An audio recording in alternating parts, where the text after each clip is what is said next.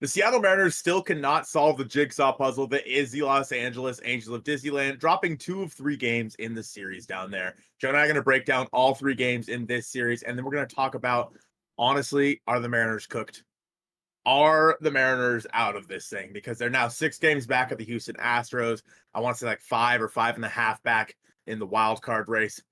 Are the Mariners cooked? We'll give you if it all goes right and if it all goes wrong in the middle part of this podcast. We're going to wrap it all up by talking about the Oakland Athletics 4-game series coming up down in Oakland that I'm going to be at 2 of the games, by the way. Smile. Thank you guys so much for watching episode 118 of the Hit It Here podcast, part of the Bleav Network, available on all your favorite podcasting platforms. Be sure to give us a 5-star review. And this is going to be the Reggie Gigas episode of the Hit It Here podcast. And I am here with Joe. Joe, you got to stream after this game. You watched some of this game. How we feeling? Just slide. Like, all you gotta do is just slide, right? That was my thumbnail. I was really proud of my My thumbnail. Yeah. It was just a stupid creative idea. See us slide. See us, yeah, that's the new shirt. See us slide. I don't know. This game sucked. Like, just straight up. Bryce Miller wasn't his sharpest. You couldn't get to a rookie. Like, albeit, sure, like a decent-ish rookie, I guess, like making his, I don't know. But you had chances, plenty of times with runners in scoring position. You start the ninth with Luke Raley on first base. JP then grounds into a double play because he hits the ball right at Shanwell, and then Luke Raley doesn't slide. I don't know if, like, I would have loved to be there in the stadium so I could hear if Christopher Negron, Manny Acta, anyone in the dugout is yelling down, slide, anything. That has to be that is without a, like, and sure, Luke Raley hit a home run. Like, he's been hot the entire, like, post All-Star break, August, whatever. I'm not, like, trying to harp on Luke Raley the player. I'm trying to harp on that decision making in that moment. That is 1000% a no-brainer slide move. You take that bet every day of the week that bro will slide in a moment like that, a pivotal moment in the top of the ninth. You are the tying run. You have to be safe. But a word from BetOnline. Thank you to BetOnline for being a sponsor for the Hit It Here podcast. BetOnline is the world's most trusted betting platform and your number one source for everything football, and the final part of the MLB season as well. BetOnline has every stat, every matchup, and even live odds and spreads to bet on during the games. And if you think you know your stuff, you can get in on the $200,000 mega contest and pick 5 games against the spread every week. That will give you a chance at weekly prizes and a share of $200,000. Head to the website today to get on the action. BetOnline. The game starts here. The beginning of this series, Colton, I don't think could have gotten off to a better start for the Mariners, at least offensively. You score 5 runs in the first inning off of Aldegari making his debut. Sure, they were unearned because Zach Neto doesn't know how to field a baseball, but you score 5 runs. You give up 2 right back because George Kirby doesn't want to have anything easy come to him in the month of August. But this first game, you strike out 7 times, you walk 7 times, like, you're doing pretty good. Like, runners in scoring position, not great, 3 for 11, but, like, you do enough to where it doesn't fully matter. You score 9 runs in this one. Only 4 of them are earned, though. And the earned runs on the Mariners side, 5. So thank your lucky stars that some errors were committed in this one. You come out with a win. You're feeling good, I think, about the way that this first game started because of how the last couple times the Mariners had looked against the Angels. It was not, this was not the case. This is an outlier kind of game when you take a look at the rest of the season series up until this point. Unfortunately, the outlier continues here because you think, like, oh, maybe the tides will turn for game 2, and they just don't. But feel free to comment on whatever you want out of game 1. I'd say like Robles 3 for 5, great game. Garver had a 2-hit game, one little parachute single, but, like, still, like, there was, like, there was hope, it felt like, in this series, in this game. Julio, bomb, like, just sucks. Everything I was going to say, you started to say, you're like, hey, yeah, feel free to say whatever you want. Then you're like, yeah, this happened. Frankly, I didn't get to watch this game. Like, it was on Apple TV. I was at a concert. I have an Android. didn't get to watch the game. But I mean, Julio did have 3 walks in this game. I was tuning in off and on game day, and it's like every time I looked, I swear to God, George was giving up another run some way somehow, and I don't get it, man. Like I of George this year, he's taken a step back. He has like, and don't get me wrong, he's still been decent.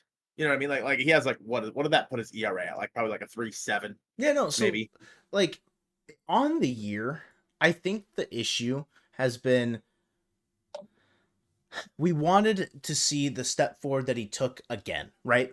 Rookie, Like we've seen with Logan this year. yeah, and like not to discredit Logan, but like his George took a bigger step from his rookie year to his sophomore year than Logan did from his rookie year to his sophomore year, right? Mhm. In terms of development, like we're looking at the lateral step in year 2 to 3 that Logan also took happening to George Kirby right now, but I wouldn't call what we've seen out of George this year lateral. He is worse than he was last year. It was like Logan in 2022 to 2023 was actually like, okay, like that's pretty like similar. Maybe too many home runs, but like that's the same problem with George. It's too many home runs, right? He's taken a step back. Whereas like Logan in his development path, like small steps forward, lateral steps, now a big step forward now. George took that big step in his second year and has now started kind of like receding back. It wasn't, he just hasn't been as sharp. And it's been the entire month of August that's been a problem for him. And I don't know the way forward for him because it's not what we've ever seen out of him like throughout his career. You know what I mean? I think that the story with Logan Gilbert and with George Kirby is Logan has the higher ceiling, but also the much lower floor. Whereas Sure. I would say George has a much higher floor than Logan, but his ceiling is kind of at the top based on his stuff and his location. I mean, don't get me wrong, he's not you everyone the thing is with George, everyone knows he's going to be around the zone. And we've talked about this a million times, so I don't want to go into it too much, but Logan's stuff is just downright better, especially his splitter. That pitch has been the difference maker for him. Not to say that George's has necessarily been bad, but it's just to say that people know what to expect out of George Kirby. Whereas with Logan, I mean, he could be in the zone, he could be well out of the zone. He still throws a lot of strikes. Don't get me wrong; he has a really low walk rate too. But Logan, in my opinion, is just the all around better pitcher. Logan has the chance to win a Cy Young, in my opinion, more times than George does. Sure.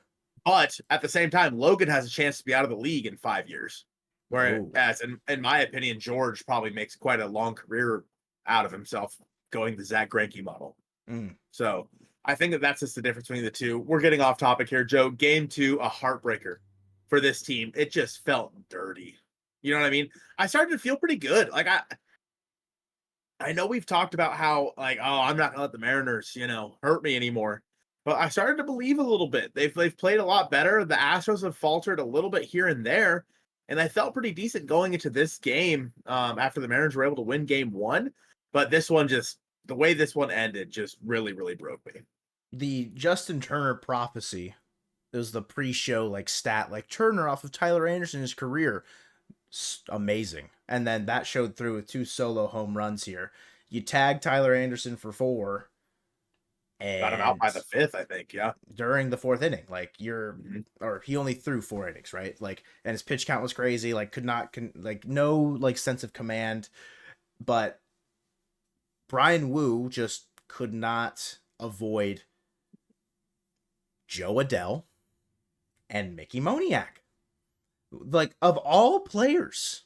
And it's always like the random guys that like in a singular calendar season will always torture the Mariners, right? Last Name a year, few. Yeah. Luis Renjifo like is one on the Angels specifically. Obviously Mike Trout, but like doesn't matter. This year, Joe Adell and Mickey Moniak have just been like nightmare outs to try and get, and that proved true in this one. You're tied 4-4 going into the bottom of the ninth, and you have Munoz. And I don't know if I'm wrong in this, I guess, assumption, but in the way that the lineup was, like the pockets of batters, Snyder pitched the 8th against Taylor Ward, Zach Neto, and Nolan Schanuel, right? Was it Neto out of the game? It was It the was other it guy. was it was it was It the was Jack. bunt. whatever. Yeah. Oh, right. You're right. At that inning. Okay. Wasn't that was the That was the Jack new guy? Lopez. Yeah. Okay. Yeah. Right. So I guess my thought process is not gonna hold there. Like having Munoz pitch that inning instead, because Taylor Ward like gets to like it doesn't matter ultimately. Because Right. does Colin Snyder get like not throw a slider or sweeper that Mickey Moniak pimps out into the night? Like he is inevitable. It felt like it was a not even a bad pitch necessarily. It's just to a lefty loop swing. It's a bad pitch, unfortunately. Yep. And you lose this game, and it's the backbreaker, like the Willie Calhoun walk off earlier in this year to the Angels. Like that's now setting the tone for how the rest of the series goes. Like Julio, another great game. It's just not enough. 4 runs, not enough. You strike out only 6 times, but you leave 12 on base because you go 1 for 8 with runners in scoring position. Allergic to that big hit. And that bleeds true into the third game again. 0 for 4 with runners in scoring position, only 6 left on base, less chances, but you still lose that third game 3-2 because Bryce Miller wasn't his sharpest. Dana does well in his rookie debut, going 6 strong, only gives up 2 earned. One was a home run to Luke Raley. The other was, I think, like a sac fly. Like, just not an all around sound performance in the final 2 games. Yeah, I think that what we've seen out of Julio has been good. Like Julio is getting back to being Julio Rodriguez. You looked at, game 2 specifically, the Angels showed why they're a bad baseball team. We saw the bunt that didn't work out. We saw a few errors at shortstop again with Zach Neto. And overall, it's just that's a game the Mariners need to win. That is a game that, as a team, you see how bad the Angels are. That's why they're in 4th place in your division. Like, you should never lose a game like they did to the Los Angeles Angels of Disneyland in that inning. And unfortunately, Munoz came in, and I was pretty hell-bent on the fact that he was going to get through it, and the Mariners were going to win that game. I was almost certain that that's what was going to happen.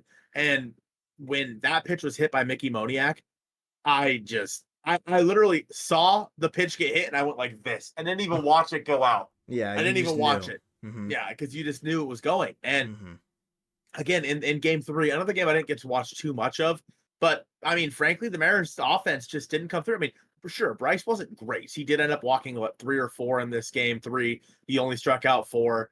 But I mean, 3 runs is not insurmountable, but it is for this offense. I mean, we've seen the magic number for the Mariners be 4 runs throughout most of the year. I don't know what the record is, but they've done pretty well with 4 runs or more.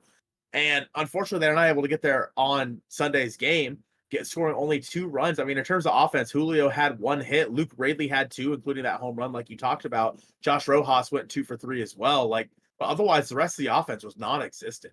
I mean, you look at guys like Mitch Hanick or Jorge Polanco, both went 0. They all went 0 for. Cal was able to walk 2 times. Victor Robles was able to pick up a sac fly in this game as well. But nonetheless, I mean, the bullpen did its job. The bullpen was decent for the Mariners in this game. But yeah, it's just 2 runs is not enough, and that has been the case for this season so far, Joe. We talk about the Mariners' playoff hopes, and obviously the Astros are hot right now. They just mopped the Royals. My Royals, baby. My Royals, because it wasn't in Kauffman Stadium. That's why. The cheating Royals taking on the cheating Astros. Unfortunately, the home team cheaters are better than the away team cheaters. And I don't know. I think that overall, there's only so much you could do when the team in front of you is as hot as the Astros have been recently. With that being said, you have to keep winning ball games. You can't even focus on what the teams are doing in front of you because, frankly, you lose the series to the Angels again. The Angels single-handedly, Joe, have taken the Mariners out of the playoff race. Oh yeah, no, without a doubt. Like this looking at their record against the Angels, they finished the season series 5-8 against them, right? I don't even think it's that good. I don't even think it's that good. Might be 4-9. It's either 4-9 or 3-10. I hope it's not 3-10. It doesn't matter.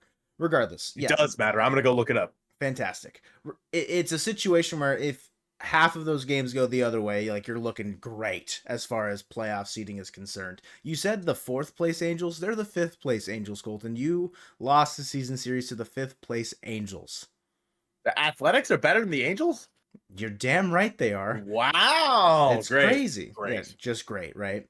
Like looking ahead of like what needs to go right for Seattle, I think unfortunately it's kind of in the rear view mirror of like what needed to go right. You needed the Royals to not get mopped 5-8, not get mopped by Houston in Houston. You needed them to probably split, or the complete opposite side. You wanted the Royals to take them down to keep you within striking distance in the division. You're 6 back of the division.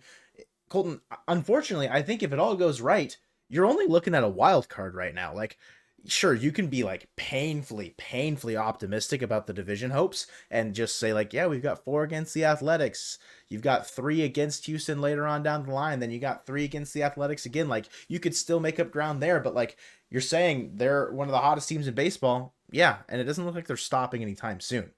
Teams that have been struggling, there's 2 of them that are in front of you in the wild card. 3 of them if you want to count the Twins as well. You're 5.5 back, so a half game better in that situation. The Twins, they're 4-6 their last 10. The Royals 3-7 their last 10. The Red Sox 3-7 their last 10. The Mariners 5-5. You have to somehow, some way, make up ground and hope 2 out of those 3 teams continue to scuffle. Because if they don't, you do not have a chance at the playoffs. So if it all goes right, 2 out of those 3 teams start to just go below 500 the rest of the year, essentially. And you have to go, how many games we got left? 25. You have to go like what, 16-9? At least to have a chance. That puts you at 85 wins. Yeah. 85 and 77. Like, that means the Twins can only get 11 more wins. The Royals can only get 10. The Red Sox, they're only a game better than you, but like still, right? And you mentioned that the Twins have a series against the Royals, and then the Red Sox have a series against the Twins as well. I Bleav that is the case. Yeah. And so looking at the Royals schedule, they're after this series, they play against the Guardians. They have a series versus the Twins from the 6th to the 8th.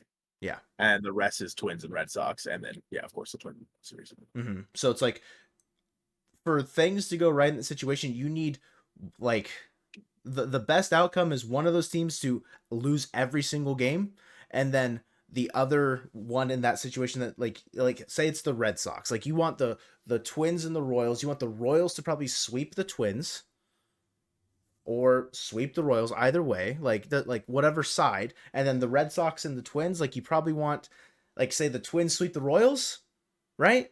And then the Twins sweep the Red Sox, and you're winning games. Like, you're creeping up on 2 teams in front of you. But Colton, the unfortunate reality, sick title, crazy thumbnail. Let's go. The unfortunate truth about the Seattle Mariners 2024 playoff chances. Who made that? I have no idea.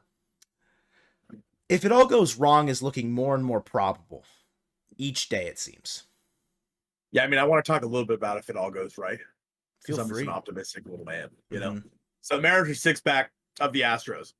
There is, of course, always the opportunity. Let's say the Mariners sweep the Astros in their 3-game series. Never going to happen. Let's say it does. There is the opportunity that if the Mariners get hot over these last 25 games, like, it is entirely possible, although incredibly unlikely, the Mariners go 20-5. It'll never happen. Yeah. But if it does, the Mariners will find themselves in a playoff spot. I guarantee it.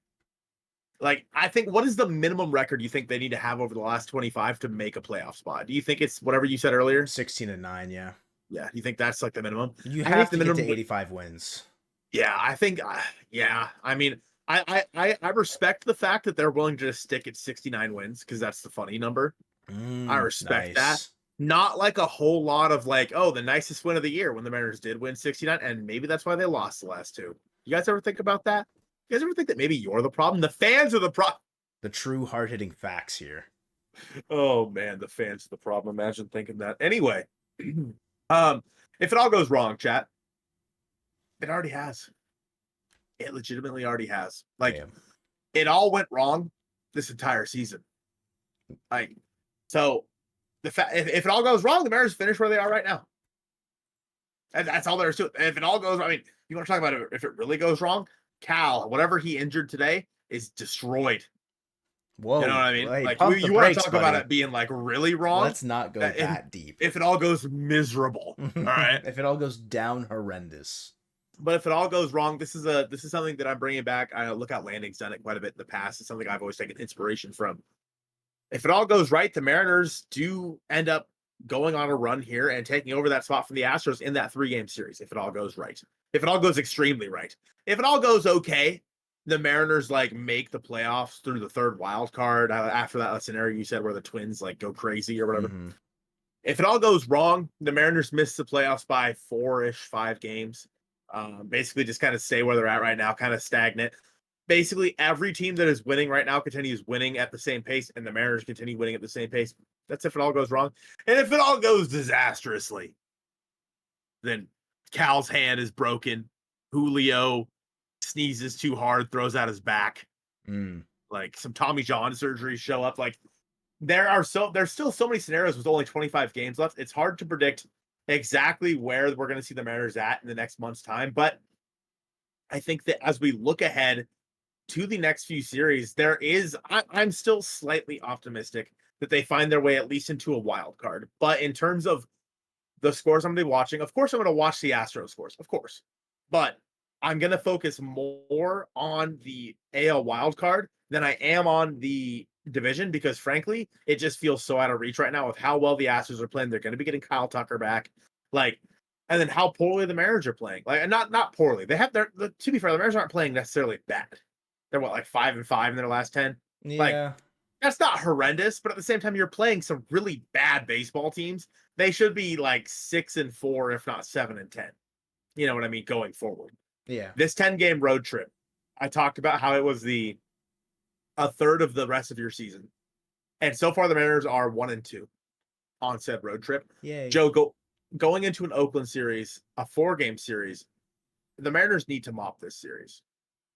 And unfortunately, like, you're facing Osvaldo Bido in the first game, who has been sharp for Oakland in the second half. Bro has been lights, like, I don't want to say lights out, but he's been one of their better starters. JP Sears has done well. You'll face him in this series. Joey Estes, who's pitched well against the Mariners twice this year, has a chance to do it for a 3rd time. But the matchup in game 1 is Logan Gilbert, hopefully can be a stopper, can be a guy that rights the ship. He is up against Osvaldo Bido in this one. The Athletics are not like a sneaky good team because, like, they're 4th in the division for a reason, right? Like, I kind of caught you off guard there. They're 2 games better than the Angels, right? They're still a 59-78 ball club. Like, we got 10 games on them as far as record is concerned. The thing that's scary is that they're a team that has nothing to lose. And playing a team at home with your season on in their home with your season on the line, the last time the Mariners will ever play in Oakland against the Athletics that have nothing to lose, who are 22-16 in the second half, with a top 6 offense in all of baseball in the second half.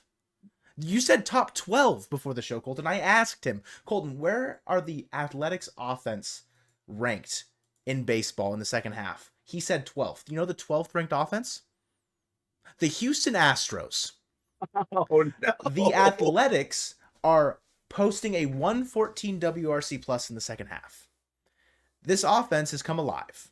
And whether or not their bullpen has anything to, continue to lose them games, or sometimes their starters, whatever, like, offense doesn't like completely totally change the game. Like, their offensive WAR is 5.7, whereas like the Mariners, who have the 20th ranked offense in the second half, is at 4.1, right? So like there's a pretty big disparity by WRC plus and then player offensive WAR on Fangraphs. But yeah, this Athletics team, it's the most obvious, I think, 4-game trap series of any series I can remember in the last 3 years.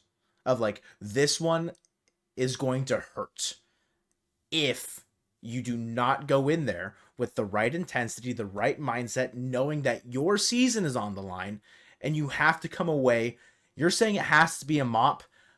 If they go 3 out of 4, that puts you sitting at 4-3 on the road trip with a chance to still go positive going into St. Louis at the end of it, who just, I think, swept the Yankees, which doesn't inspire confidence, but like, still, right?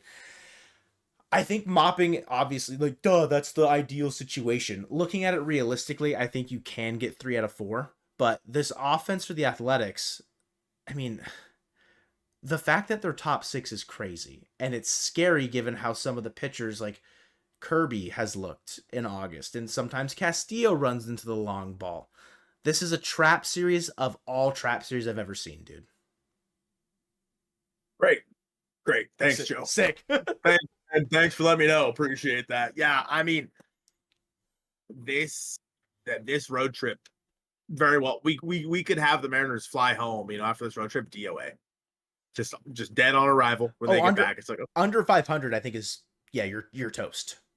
I mean, at this point, what are the Astros on, like a 5 or 6 game winning streak? Like, yeah, they won 5. I mean, I don't know, man. They're just on fire, and there's nothing we can do about it until we run into them at later part of this month. And frankly, at that point, it might not matter. So, I don't know. I think that looking at an athletic series, Joe, with Logan Gilbert starting it off, I feel all right about that game, but this Mariners offense is garbage. Even now, Mitch Garver should never pick up a baseball bat for the Seattle Mariners again. And I mean, again, I know that fans have been rude to him before, but frankly, he shouldn't be playing. He doesn't even look interested. Garver's gonna go crazy next year. Just wait. Let him rest. Let him rest now. Mm-hmm. I hope I'm wrong. I really do. But there was a pitch. It was game 2 against the Angels. It was a 3-1 pitch down the dick. And he swung and popped it up to the first baseman. He hit it, just put his head down and jogged to first base. Didn't even look mad anymore. I'm like, bro, gave up. I hope that Mitch Garver catches fire. But frankly, he's broken right now. There is no point to carry them on this baseball team. When I saw Cal dive or whatever the hell he did into the net, and he came up, holding his hand, or whatever, I'm like, shit. We have to deal with Mitch Garver behind the plate the rest of the season. It's chalked. And again, I hope that he's fantastic the rest of the year. I really do. I like Mitch Garver as a person. I think he's a great dude. But as a baseball player, he is legitimately worse than Colton Wong. Legitimately a worse baseball player than Colton Wong going into game 2, Joe. I can't wait to talk about it. You put me in a bad mood. This is your fault. Luis Castillo versus JT Ginn. I've never heard of JT Ginn. He's made 1 start on the year. He's pitched in 3 games in the bigs. So he'll go 6 shutty. Yep. It's I don't mean to regurgitate ideas and thoughts, right? Every series that you're going into, the Mariners have a pitching advantage on the mound with how generational this starting staff has been in 2024. The big question is will they score runs? Against JT Ginn, who has pitched 8 major league innings? You'd hope so. You have to. There's no other way around it.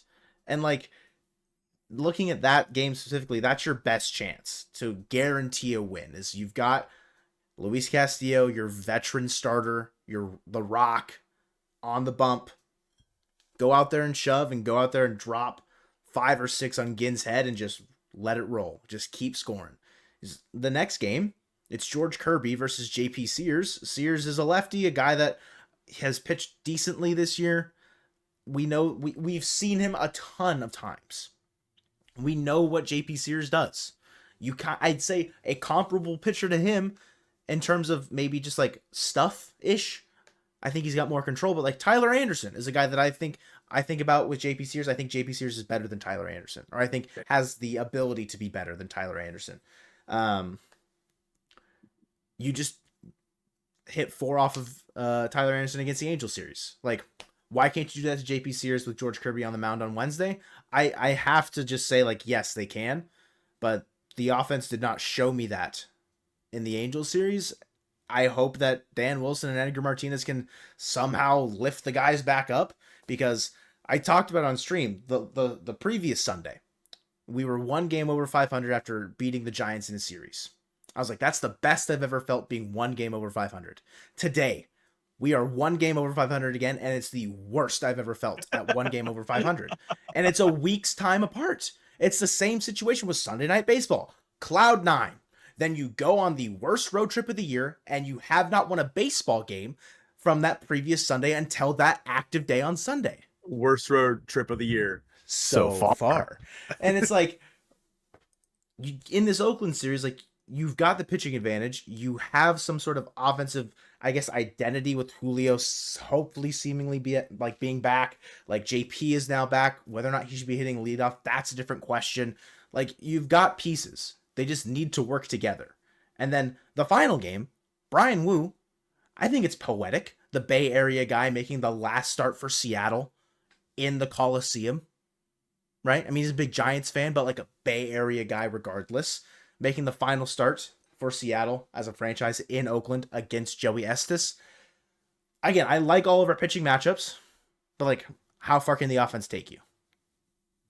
Yeah, I think that I don't know, dude. Over the Angels series, there were certain times where I felt all right about the at bats. Like you said, like in game one, they struck out like 7 times, Yeah. like 8 in game 3 or something like that. Like, it's not necessarily like they look like they're being overmatched per se. And again, game 2 was right there for the taking. Game 3, right there for the taking.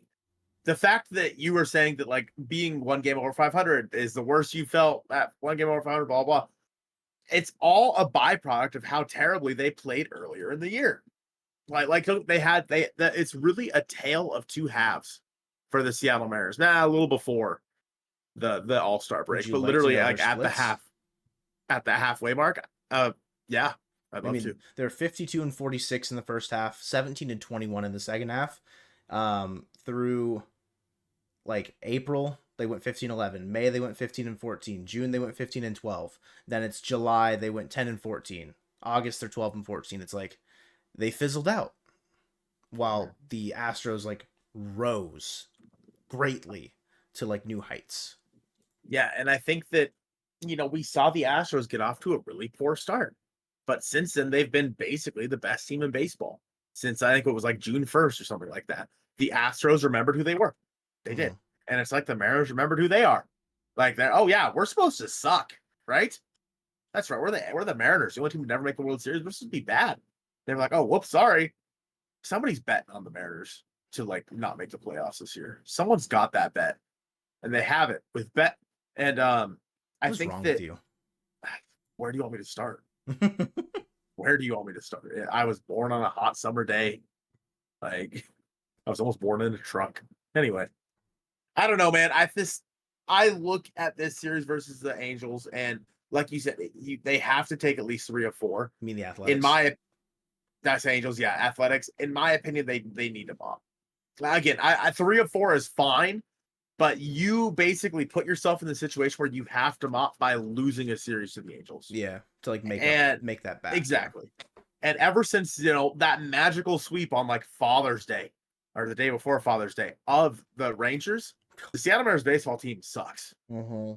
And that I have never felt better about the team. We were posting like, oh man, is this division locked up for the Mariners? Here we sit on September 1st and we're saying, are the Mariners cooked? Yeah. And there's still 25 games left. Just a cataclysmic collapse, dude. It legitimately could not have gone worse. And that's where we find ourselves. Where do the Mariners want to be at the end of this month? We're just going to have to wait and see. But I would hope that they would want to be in the playoffs. But as I'm looking at it right now, I'm getting my deposit back on postseason tickets. Personally, I can't wait to go see the Mariners play the Athletics in the Coliseum on Tuesday and Wednesday. It's going to be a time of all time for sure. Thank you guys so much for watching episode 118 of the Hit It Here podcast, presented by Bet Online, the C. Johnson episode of the podcast, and go Mariners.